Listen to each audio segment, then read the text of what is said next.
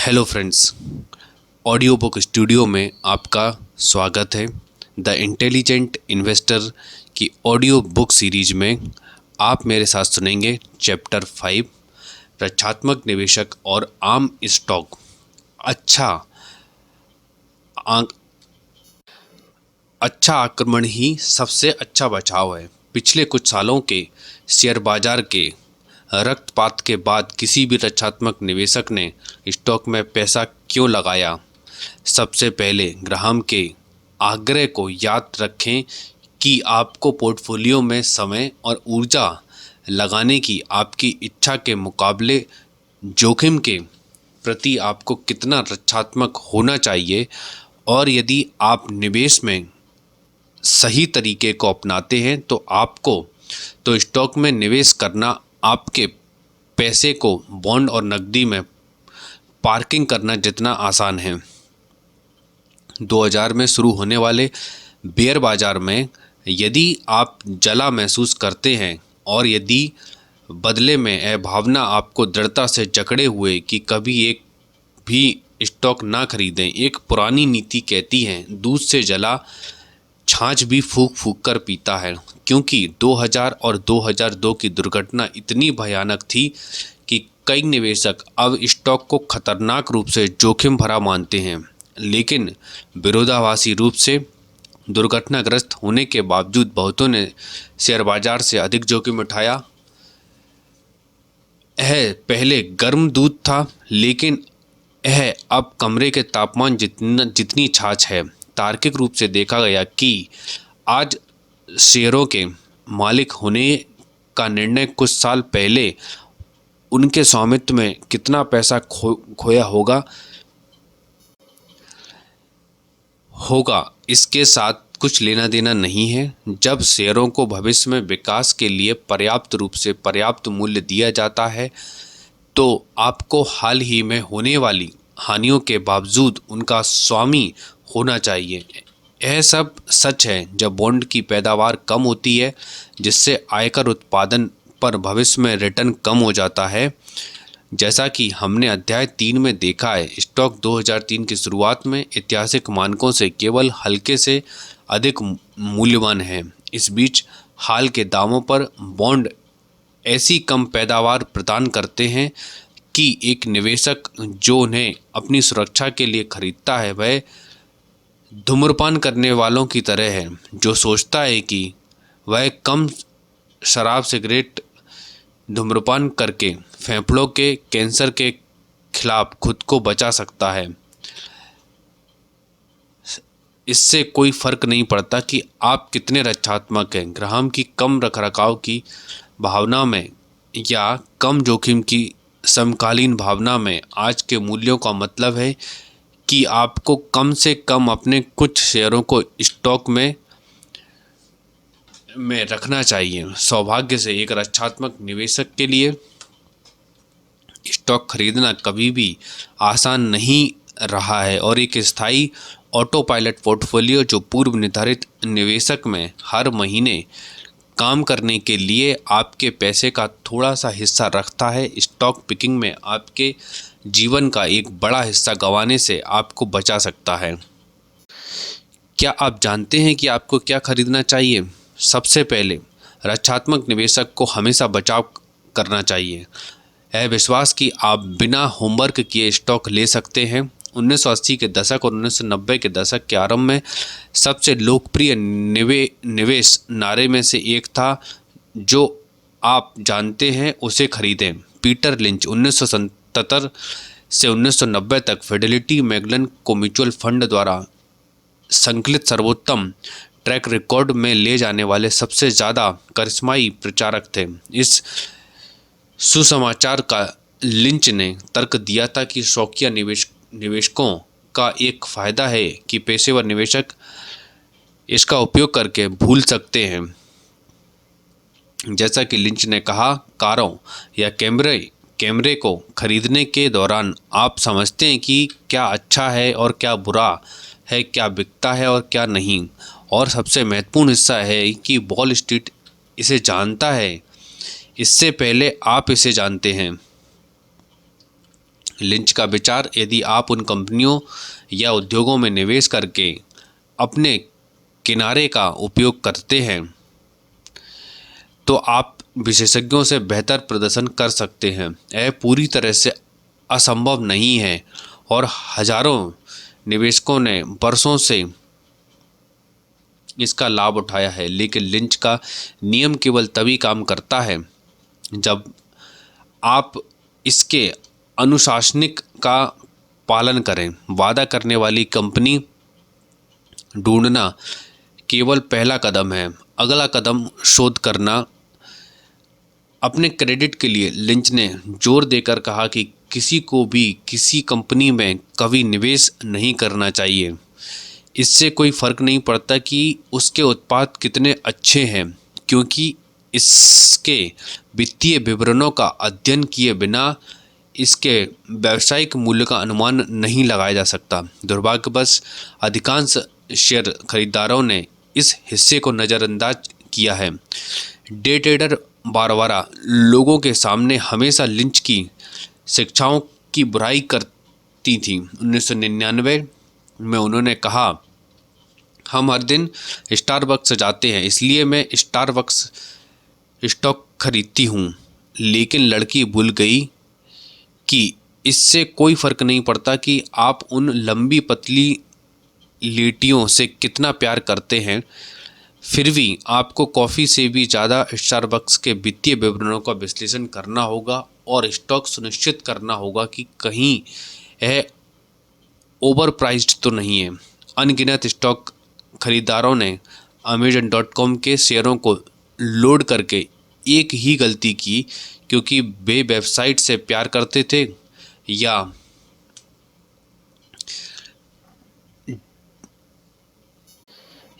ई trade stock खरीदते थे क्योंकि यह उनका ऑनलाइन ब्रोकर था। विशेषज्ञों ने इस विचार को भी विश्वास दिया। 1999 के अंत तक CNN टेलीविज़न पर दिए गए अपने एक साक्षात्कार में फर्स्ट हैंड फंड के पोर्टफोलियो मैनेजर केविन लैंडिस को स्पष्ट रूप से पूछा गया था, आप इसे कैसे करते हैं? मैं ऐसा क्यों नहीं कर सकता?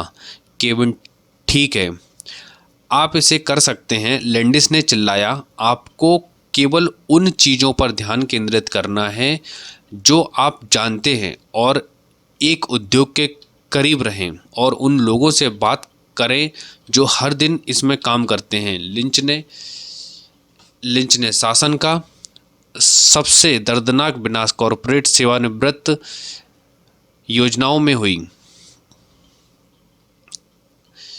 यदि आपको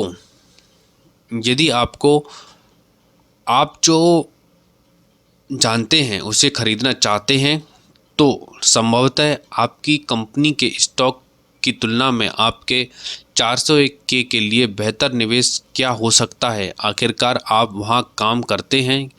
क्या आप कभी बाहरी व्यक्ति की तुलना में कंपनी के बारे में अधिक जानते हैं? अफसोस की बात है, एरॉन, ग्लोबल क्रॉसिंग और वर्ल्डकॉम के कर्मचारी, जिनमें से कई ने अपनी सभी सेवानिवृत्ति संपत्तियों को अपनी कंपनियों के स्टॉक में रखा है, केवल इतना ही पता चला है कि अंदरूनी लोगों को अक्सर ज्ञान का भ्रम होता है, न कि वास्तविक चीज़ों का। कार्नेगी मेलॉन विश्वविद्यालय के बारूख फिशहॉफ के नेतृत्व में मनोवैज्ञानिकों ने एक डिस्टर्बिंग फैक्ट्स पेश किए हैं।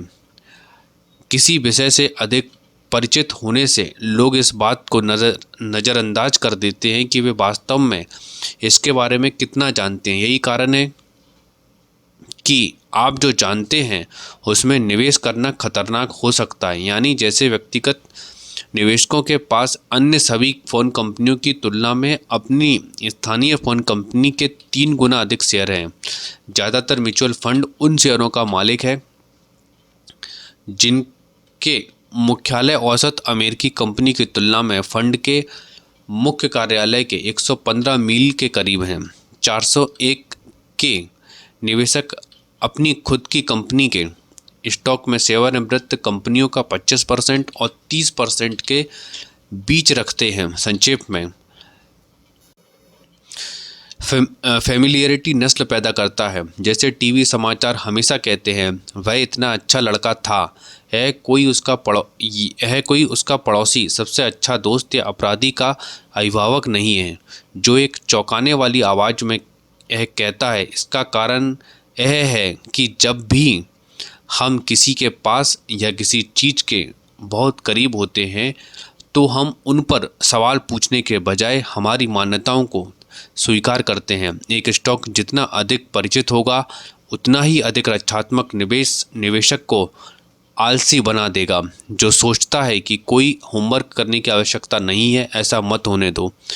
क्या आप अपना खुद का रोल कर सकते हैं? सौभाग्य से एक रक्षात्मक निवेशक के लिए जो स्टॉक पोर्टफोलियो को इकट्ठा करने के लिए आवश्यक होमवर्क करने का इच्छुक है, यह स्वर्ण योग है। वित्तीय इतिहास में पहले कभी भी शेयरों का मालिकाना हक पाना इतना सस्ता और सुविधाजनक नहीं था। इसे स्वयं करें। अगर आपके पास स्टॉक खरीदने के लिए बहुत कम नकद है, तो भी आप ऑनलाइन ब्रोकरेज के माध्यम से स्टॉक खरीद सकते हैं। ऑनलाइन स्टॉक वेबसाइटें उपलब्ध कराए गए हजारों शेयरों की प्रत्येक पीरियडिक खरीद पर केवल नाम मात्र ही चार्ज करती हैं। आप हर हफ्ते या हर महीने निवेश कर सकते हैं। अपने लाभांश को फिर से निवेश कर सकते हैं और यहाँ तक कि अपने बैंक खाते से इलेक्ट्रॉनिक निकासी या अपने पेचेक से सीधे खाते से स्टॉक में अपने पैसे को कर सकते हैं। जबकि शेयर बिल्डर आपको खरीदने या बेचने के लिए याद दिलाने के लिए अधिक शुल्क लेता है। पारंपरिक दलालों या म्यूचुअल फंडों के विपरीत, जो आपको 2000 या 3000 डॉलर से कम खाता तक नहीं खोलते, वहीं इन ऑनलाइन फर्मों के पास जीरो बैलेंस पर आप अपना ट्रेडिंग अकाउंट खोल सकते हैं और वे उन निवेशकों के लिए तैयार हैं जो ऑटो पायलट पर फ्लडिंग पोर्टफोलियो डालना चाहते हैं। यह सुनिश्चित करने के लिए कि $4 का लेन देन शुल्क $50 के मासिक निवेश से 8% काट लेता है। लेकिन यदि आप एक पैसा आप निवेश में परमानेंट छोड़ सकते हैं, तो ये सूक्ष्म निवेश साइटें विविधतापूर्ण पोर्टफोलियो बनाने के लिए एकमात्र गेम हो सकती हैं। आप जारी करने वाली कंपनियों से सीधे व्यक्तिगत स्टॉक भी खरीद सकते हैं। 1994 में US securities and exchange commission ने हैंडकफ को ढीला कर दिया था, जो लंबे समय से सीधी बिक्री पर लगा था। सैकड़ों कंपनियों ने इंटरनेट आधारित कार्यक्रमों का निर्माण करके जवाब दिया कि निवेशक ब्रोकर के बिना शेयर खरीद सकता है। कंपनीज अक्सर विभिन्न प्रकार के शुल्क लेती हैं, जो प्रति वर्ष $25 से अधिक हो सकते हैं। फिर भी ऑनलाइन शेयर खरीद आमतौर पर स्टॉक ब्रोकर से सस्ता होते हैं। हालांकि यह चेतावनी दी जाती है कि आपके अंत के वर्षों के लिए छोटी छोटी राशि में शेयरों को खरीदने से बड़े टैक्स के सिरदर्द से छुटकारा मिल सकता है। यदि आप अपनी खरीद के स्थायी और व्यापक रूप से विस्तृत रिकॉर्ड रखने के लिए तैयार नहीं है, तो पहले स्थान पर खरीदारी ना करें और केवल एक स्टॉक में निवेश ना करें। और यहाँ तक कि कुछ अलग अलग स्टॉक भी, जब तक आप अपने दाव को फैलाने के इच्छुक नहीं हो, तब तक आपको बिल्कुल भी शर्त नहीं लगानी चाहिए। ग्राहम के दिशा निर्देश अनुसार निवेशकों के लिए 10 से 30 शेयरों के बीच एक अच्छा प्रारंभिक बिंदु बनी हुई है। जो अपने खुद के शेयर चुनना चाहते हैं, लेकिन आपको यह सुनिश्चित करना होगा कि आप एक उद्योग के ही मास्टर नहीं हैं। यदि आप इस तरह के एक ऑनलाइन ऑटो पायलट पोर्टफोलियो को स्थापित करने के बाद अपने निवेश पर साल में 2 बार या कुल मिलाकर महीने में 1 या 2 घंटे से अधिक खर्च करते हैं, तो कुल मिलाकर आपके कुछ निवेश गलत होंगे। इंटरनेट को आसान और इसे मिनट दर मिनट ना महसूस करने से यह आपको एक सट्टेबाज बना देता है। एक रक्षात्मक निवेशक इसमें बना रहता है और जीतता है। कुछ सहायता लें। एक रक्षात्मक निवेशक डिस्काउंट ब्रोकर, वित्तीय योजनाकार या एक पूर्ण सेवा स्टॉक ब्रोकर के माध्यम से स्टॉक खरीद सकता है। डिस्काउंट ब्रोकरेज पर आपको स्टॉक पिकिंग का अधिकांश काम स्वयं करना होगा। ग्राहक के दिशा निर्देश आपको कोर पोर्टफोलियो बनाने में मदद करेंगे जो न्यूनतम रखरखाव और स्थिर वापसी को स्थायी करता है। दूसरी तरफ यदि आप समय नहीं दे सकते हैं या खुद के लिए ब्याज नहीं कमा सकते हैं तो किसी को स्टॉक या म्यूचुअल फंड खरीदने के लिए किसी को नियुक्त करने में शर्म महसूस ना करें। लेकिन आपके लिए एक जिम्मेदारी भी है कि आप इसे कभी भी डेलीगेट ना करें। यह केवल आप और आप ही कर सकते हैं कि क्या आपका सलाहकार भरोसेमंद है और आपके सभी शुल्क उचित रूप से लेता है। इसे बढ़ाएं। म्यूचुअल फंड एक रक्षात्मक निवेशक के लिए अपने स्वयं के संपूर्ण पोर्टफोलियो पर निगरानी के बिना स्टॉक स्वामित्व को सबसे अच्छा तरीका है।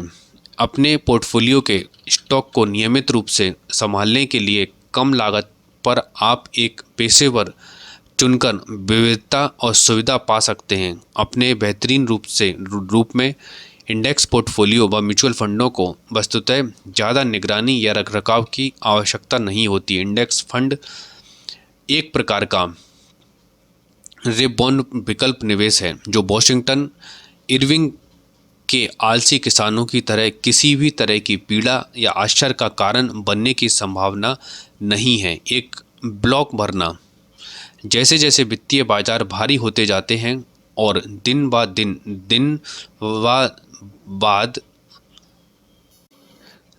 दिन नीचे आने लगता है और डूब जाते हैं, तब रक्षात्मक निवेशक इस संकट पर नियंत्रण पा सकता है। आपका रिफ्यूजल तक एक्टिव हो जाता है।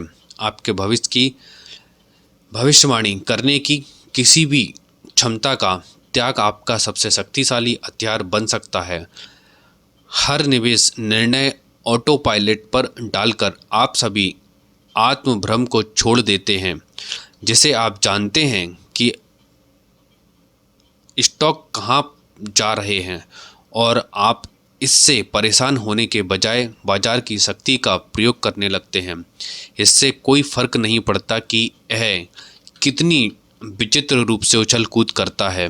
जैसे कि ग्राहम ने कहा है, औसत डॉलर लागत आपको नियमित अंतराल पर निवेश में निश्चित राशि लगाने में सक्षम बनाता है। हर हफ्ते, हर महीने या कैलेंडर तिमाही आप अधिक खरीदते हैं, चाहे बाजार ऊपर, नीचे या किनारे पर हो। कोई भी प्रमुख म्यूचुअल फंड कंपनी या ब्रोकरेज फर्म स्वचालित रूप से आपके लिए इलेक्ट्रॉनिक रूप से पैसे सुरक्षित रूप से स्थानांतरित कर सकती हैं। इसलिए आपको कभी भी चेक लिखना या भुगतान के सचेत पांग को महसूस नहीं करना पड़ेगा। यह दिमाग और दृष्टि से बाहर है। औसत डॉलर लागत का आदर्श तरीका इंडेक्स फंड के पोर्टफोलियो में है जो हर स्टॉक या बॉन्ड के लायक है। इस तरह आप न केवल अनुमान लगाने वाले गेम का त्याग करते हैं कि बाजार कहाँ जा रहा है, बल्कि यह भी कि बाजार के कौन से क्षेत्र और उनके भीतर कौन से विशेष स्टॉक या बॉन्ड सर्वश्रेष्ठ होंगे। मान लीजिए कि आप एक महीने में $500 इन्वेस्ट करते हैं। कुल 3 इंडेक्स फंडों में $300 अमेरिकी शेयर बाजार, $100 विदेशी शेयर और $100 यूएस बॉन्ड में लगाते हैं।